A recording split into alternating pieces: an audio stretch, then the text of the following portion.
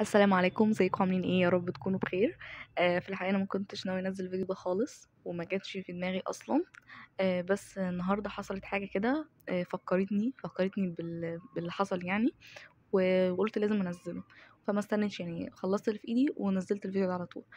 الحكايه ايه بقى؟ النهارده انا نزلت بوست على الجروب تبع الجامعه. قلت لهم هو الدكتور فلان مسامح في الريكوردز اللي بتنزل. الدكتور ده هو دكتور تبع الكلية وبيدي كورس بره. الكورس زي الدرس الخصوصي كده.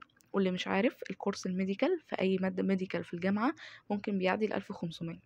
فطبعا يعني الموضوع بيبقى ليميتد قوي. فسألت، قالوا لي تمام مسامح. فالكومنتس بقى اللي موجودة، لقيت في ناس بتقول مع انه مسامح. ايه يعني ما تشوفي الريكوردز دي. ففكرني بقى بحاجة حصلت وانا في تالتة. انا في تالتة ثانوي. على فكرة هي تالتة بتبقى أصعب حاجة، إن بتبقى محتاج لكل مصدر. فكان في مدرس معين شغال منصة، تمام. أنا ما كنتش مشاركة معاه، بس لقيت الفيديوز اللي بتنزل بتتصور، يعني حد بينزلها على يوتيوب فور فري. فأنا قلت تمام، واي نوت. اتفرجت، وكمان يعني كان بيولينا بقى، كان كل شوية بينزل، وتقريبا كان بيسجل فيديوهات أو حاجة زي كده يعني. فاتفرجت على فيديوهين، وبعدين وقفت مع نفسي كده، قلت طب هو مش ده حرام؟ يعني ما في ناس بتدفع فلوس. رحت بعت للمستر ده على الجروب بتاعه، فالاسيستنت بتاعته قالت لي مش مسامح، ولا في الفيديوهات دي ولا في الفيديوهات القديمه كمان. ساعتها قلت ستوب، انا مش هتفرج على حاجه. اي ملخصات، اي حاجه، اي شيتات بتنزل انا ما كانش ليا علاقه بيها. برضو في الكومنتس بتاعت البوست ده اللي انا عملته في ثالثه ثانوي، لقيت ناس بتقول ايه، اتفرجي انت مالكيش دعوه. ده هي سنه. طب ما هي فعلا سنه، واحنا ماشيين بتوفيق ربنا، طب ليه نغضبه؟ ودي حاجه فعلا حرام، يعني الراجل مش مسامح.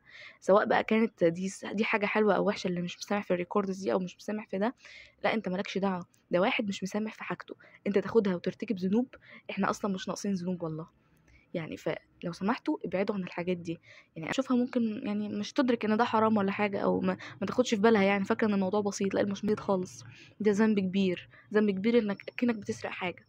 فارجوكوا ارجوكوا ما تستهونوش بتاعتكم من حد مسامح في الحاجه. يعني مثلا المدرس منزل الفيديوهات قديمه، تمام، هو مسامح فيها، تمام. لما ما تتفرجوش على حاجه مسروقه. يا جماعه احنا والله والله ماشيين بتوفيقه. بلاش تعملوا الحركه دي، وربنا معاكم. واي حد يقول لكم مثلا لا او عادي وما اعرفش ايه، ده هي سنه ولازم تاخد كل المصادر، لا. هي فعلا هي سنه، وانت محتاج توفيق ربنا. ربنا معاكم. بس كده، ربنا معاكم. شكرا، والسلام عليكم ورحمه الله وبركاته.